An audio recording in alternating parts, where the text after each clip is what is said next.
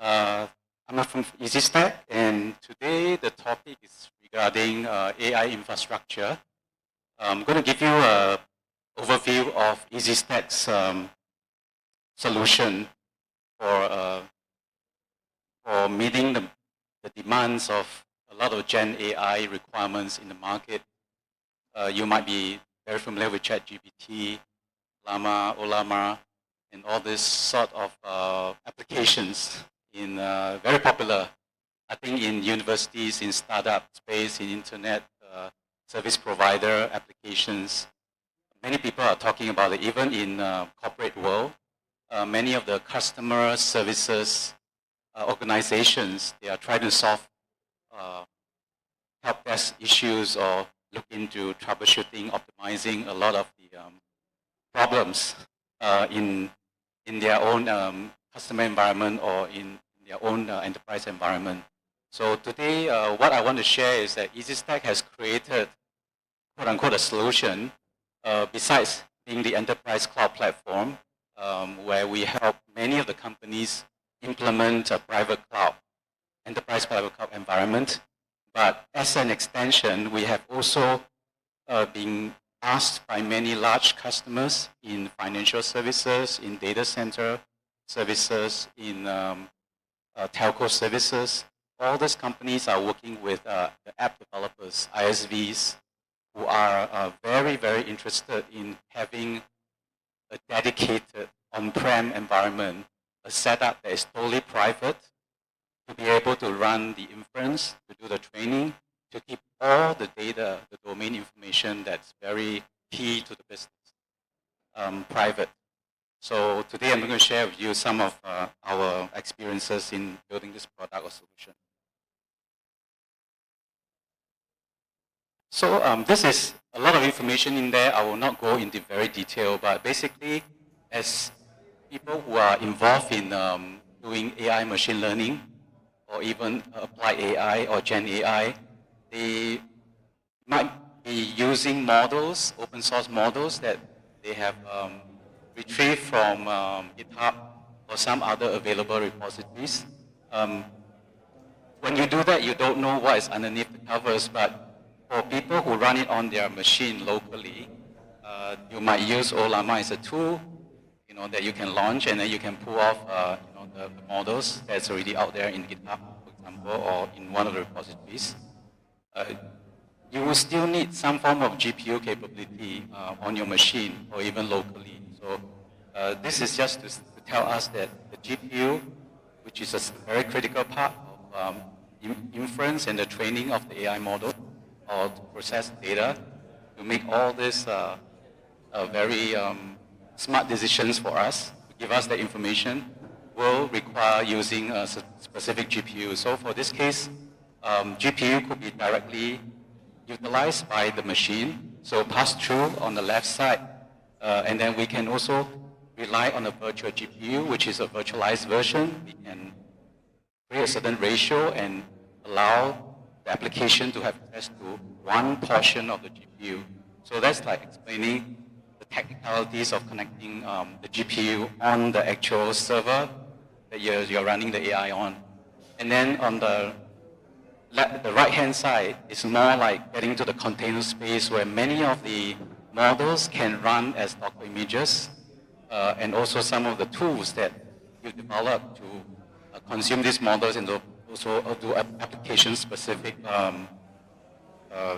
code that you are processing for your for end-user use cases will in fact be on a container environment. So this is not to confuse you, but this is just to tell you that you could run virtual machines or you could run containers with GPUs. That's just a foundation. But actually what we're trying to do here is very busy here, this chart. You can tell that we're trying to provide that kind of capability on top, which is LLM that's very popular could be Llama model, could be Mistral, or could be a lot of those that are open source already, and you just use it for inference in your application. And usually you don't do training, because if you want to do training, which some of our customers are doing, we're building for them, that requires certain configuration in the infrastructure we'll share later on as our best practice. So then the other part will be on edge computing, where you have a lot of IoT workloads, surveillance, you're collecting a lot of surveillance data. Maybe one example that we had an earlier session, Silon, my CEO, sat at the back. He presented the keynote, he said KAI is our customer. They run the LRT or the rail. We are monitoring that 24/7. We're collecting all those information from the rail tracks and also the rail car itself to create maintenance window or what needs to be maintained at the end of each day. So those IoT center data will be run through the models. The models will determine the failure rate or some of the tracks, the wheels, some of the connections, etc., and which car it is servicing. So that's also using some kind of analytics with some kind of small models, if you will. So we have actually helped Indonesian customers really do that indirectly, not directly, but I'm going to share with you our experience on larger deployment. So that edge is one of our use cases I mentioned, is a customer here in Jakarta. Right? But actually all these things is all back-end stuff. For many of the developers or application developers or even students or researchers, for example, you are not going to be seeing a lot of these things underneath. It's really the enterprise, the service providers that offer such a platform for you to create all this application. It must be able to handle the amount of workload that comes in with inference that's running, the concurrency that's running. That's why the design is such that we do all this AI compute, whether it's scheduling, resource optimization, or even those workflow orchestration stuff. Those are what we built on top of EasyStack. Some of it, not all of it, some of it is open source, some of it is within our product, and then some of it we jointly work with some companies who specialize in AI, maybe in certain kind of GPU, time slicing, making micro partitioning, for example, to be able to allocate those resources very fine-grained. So one physical GPU is very expensive for the data center GPU. The NVIDIA ones, like the H100, is very popular right now. It costs $30,000 US one card. You won't be able to afford it if you buy one. You cannot use it just for one application or one user, right? You typically want to time slice it to 8 partitions or even 16. So there's concurrency, and then you are able to maximize its capability. Because the H100 has 80 gig of memory on each card, so it can do a lot. So you can load a DeepSeek open source LLM, whatever, the 7B easily into that, and it runs the inference very fast without any lag. And so that kind of situation. But that's later on. I'll talk about those examples. But not to go into all the details. Basically, we support not just the NVIDIA GPUs, but many of the other vendors who might not be very popular here outside of the Chinese market ones. There's a DCU, MPU, Huawei, SN, I think was MPU, and then they have the DCU from Sugon. Those are kind of equivalent to NVIDIA kind of GPU capabilities. Not exactly the same, but they're kind of doing similar things. And then we have the EasyStack Foundation capability to be able to deploy all the enterprise cloud capability on data center services. Right? So those are not talk into all the details, but just to give you an idea how the solution is designed. And then I mentioned about implementing the AI infrastructure with DeepSeek, which a number of customers have already gone with this approach. So when we implement data center specific AI infrastructure, depending on the size of the LLM, we would help them design the compute nodes, the number of compute nodes, or even should it run on bare metal container, or even contain bare metal itself. There are different situations where we help them make that design, depending on the workload, depending on how large those models are, and how much data you need to fine-tune, or even if you want to do full training, it's a different design altogether. But that's how our EAF product is going to adapt to the actual requirements of the customer.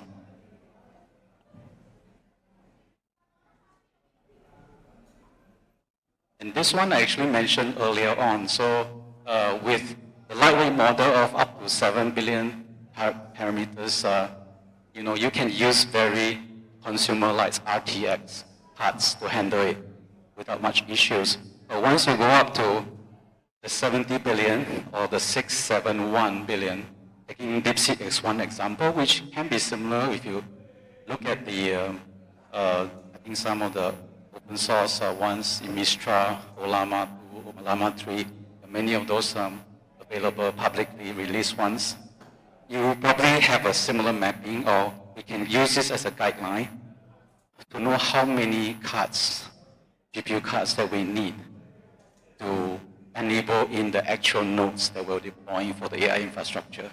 So this is a guideline, right? So that's our experience, by the way, so to share with you.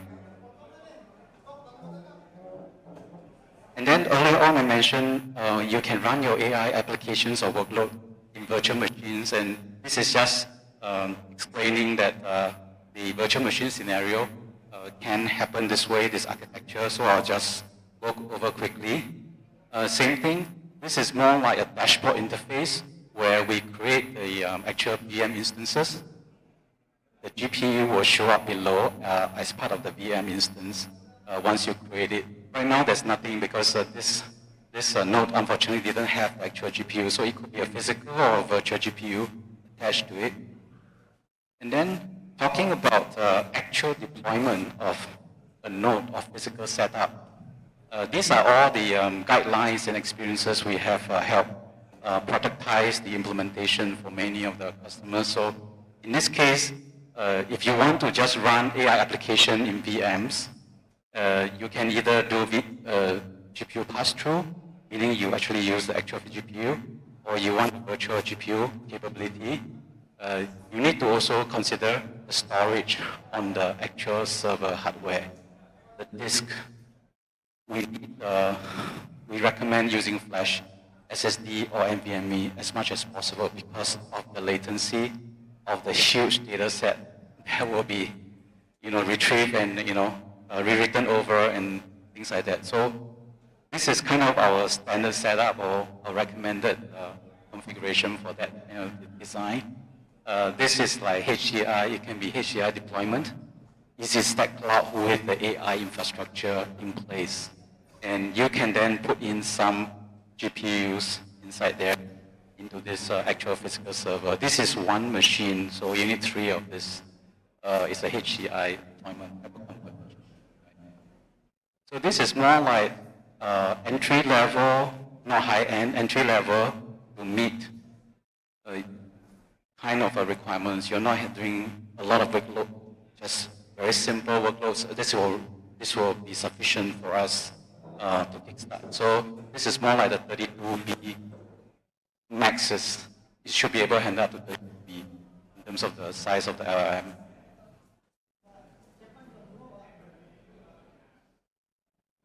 And I mentioned earlier on, in many of the newer applications, AI, Gen AI applications, they are using a lot of Docker images, a lot of code you write, you deploy, you also leverage other open source container images.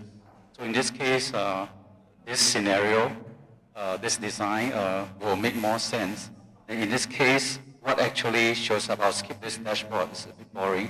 I'll talk about the actual the specs again. You really need to have, again, the 3 HCI for the cloud deployment. You need to have a bare minimum of actual cloud infrastructure capability, plus the capability to spin off all the workload, manage all the workload, all the live migration, etc. And also have redundancy of data that you're storing in the cloud. This cloud is not the GCP, not AWS. This is on-prem within the servers. You have full control. Why we call it private AI. I just want to remind everyone, this is not putting it outside somewhere that you lose control through the network. This network is secure, it's within your own company, within your own organization. You put this stuff in. So this standard 3 server, but you have an extra AI server, and its purpose is to really do a lot of heavy duty stuff.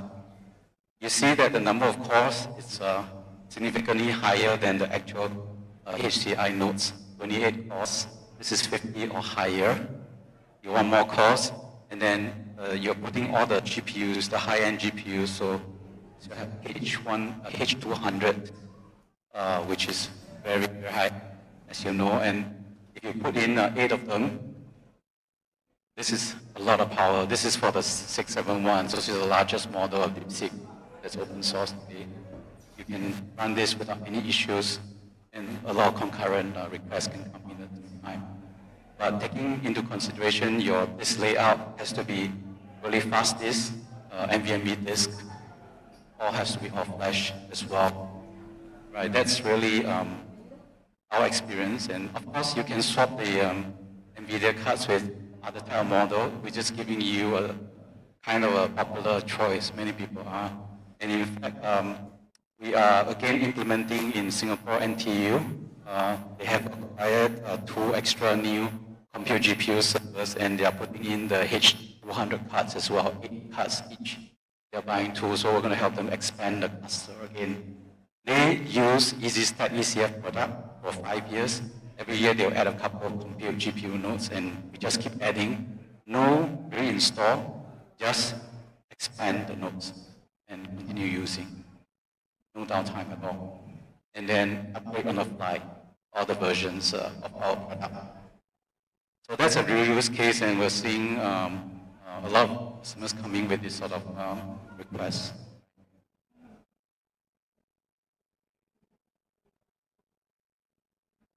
So this is not an exhaustive list of GPU models. I've shown a lot of NVIDIA ones because it seems like everyone only knows NVIDIA, but actually there's AMD, there's tons of others, not so known brands.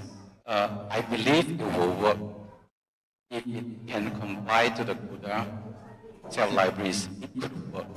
So if you think that, yeah, there could be some use cases and you're interested to explore with EasyStack, please let us know. You know, we can also discuss and help look into it. But these are the ones that's well proven in many of the customer projects. This is not just recent year. Before our AI infrastructure product is designed, this has been deployed and used by customers at least for the last 6-7 years in production use in data center environment. And of course, this is just data that I have put together in terms of, because people are asking about what kind of data center GPU models are there and what's good. So sometimes in the discussion, I'll just show them H100 and H200, what's the difference in terms of the performance. So it does have a 1.5 times and above performance difference. So that's why people are going from to H200 today. So this is just a kind of reference. And I'll talk about a little bit about the one of the recent customers that we have going to start deploying AI solution. So this customer actually is interesting. Again, it's enterprise and it's a data center that has a very, I would say, maybe an ISV. You can take an end user customer is ISV with a very heavy duty application that they run today. They want to AI enable the application. So they tell the data center provider, I want to run my Gen AI application in your environment. I want to run it managed. I want all the data to be private. I want to be able to access by any of my users, end users all over the world or different places, any kind of connectivity. I don't care where they are. So then our data center partner say, hey, EasyStack, good, you provide AI infrastructure, right? Okay, let's discuss how can we design this solution. So actually, it fits exactly into our capability because we not just help them deploy the enterprise cloud with the normal compute servers, we call CPU servers. So there's about 43 of them. But at the same time, they have 138 GPU-only servers that they plug in the 4090 model of the RTX. And we were told that they intend to put in 8 cards each. That means 8 times 138. There's a number of cards in this environment, just one application. Can you imagine it? It's like a farm, the AI farm right now, just one customer. So we are in the process of going to do the deployment design right now. But we want to share with you, this is really what is in the real world. People are needing this solution, and we are giving you what you want, with a proven design. So you can tell that all these cards will have to be able to connect in between and share the data with the infinity band network that's set up. So it is not as straightforward as just taking servers and putting them onto a normal Ethernet switch, and it solves all, provides the capability. We have to make sure that the infinity band for the workload, the storage, is well connected and designed and optimized with all the right settings. Those are EasyStack's best practices or product capabilities. We don't send engineers on site to do all this, but we productize all these capabilities, standardize on our dashboard, standardize on our deployment process, and then we tweak it by doing upgrades to our product in production for many of the customers. So this is why I'm sharing this. And secondly, these pain points are really about data center automation. You need to set up a lot of servers, a lot of AI applications. You need to build the environment. You need to reinstall the operating system. You do this daily. There are many of these requests flowing through the data center operator to-do list every day. So we're helping them to solve not just the AI infrastructure connectivity, the LLM stuff for their Gen AI application, but we're helping them resolve their system management and operation pain points, which is really all the automation we built in the EasyStack dashboard. With a few clicks, you can actually manage all these resources without doing command lines on the switch, on the storage system, on the actual compute servers. You have the dashboard to drive all this workload. And then secondly, because of policies, this is a really important thing. The data center people have to do a lot of changes on behalf of the customer. The customer maybe put in the request. There's a lot of different requests. There's no way to track some of this. Sometimes it's very busy. So if we give access on the dashboard to the customer to do it themselves, then the data center people will be free up to do other important stuff. They will not be spending time creating this, changing this IP address, allocating or reallocating a new network. All these things, provisioning tasks, can be achieved by EasyStack product. From day one, 10 years ago, as we started designing our product. So that makes the actual workload manageable, as in the operational workload for the data center provider, very manageable, and a lot of the business things can move faster, the request. So that's what I actually explained. Prior to that, I explained what we're trying to solve. We have a cloud management dashboard that helps them to automate the life cycle of the environment. Creating all the solutions, or rather the environment to deploy the application, the OS, the network and everything. And then, of course, whenever you needed to upgrade anything, we also do that through the dashboard to make it very seamless.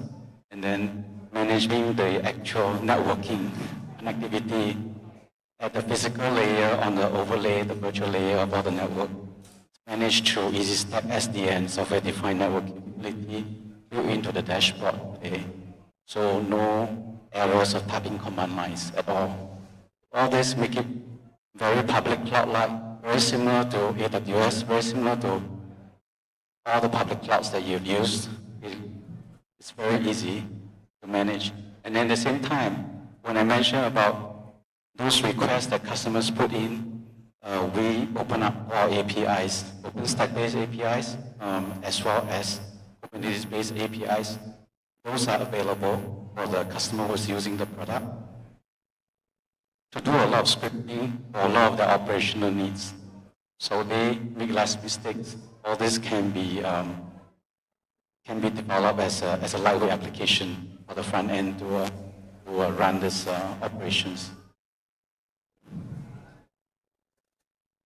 And this is actually a summary of the environment that I just shared with you, this customer, that we are ongoing, a real project that's ongoing currently. Just in time for this sharing session, so I thought it's worthwhile bringing it up, and it's more related to RTX kind of series cards instead of the H100 and all this expensive stuff, which most of us will not have the chance to even get access to. So we have, typically the EasyStack, our product will have the 3 controller nodes, and then we can then dedicate the network nodes, SDN capability into networking nodes, and then the rest will be the compute and specific container nodes for bare metal, etc. So on that side, and those are more of the horsepower that this Gen AI application, customer application needs on that side. So these are the key capabilities of our product. Those are the actual nodes that are deployed or will be deployed soon in the environment. We are doing the design planning right now. And you can see that the total is coming up to closer to 200 nodes, which is a sizable, just one customer in this private AI deployment. Just a reminder. So EasyStack stands for easy, but can solve complex problems in very large-scale deployment. So please take this as a message. And of course, the benefits I talked about earlier on about the batch, the convenience of batch deployment and optimization. Of course, the hardware, you are able to handle a lot of hardware to be able to manage them and have all the HA, high availability for it, and the self-service capabilities. So because we're about time is up, I will probably end the talk here. But if you have questions, please drop by our booth later on, or just try to reach out to me. I think that's all my sharing today. Thank you.